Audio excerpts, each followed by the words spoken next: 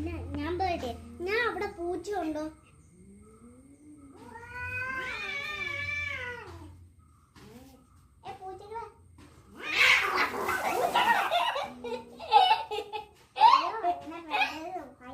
നിന്നെ പോലെ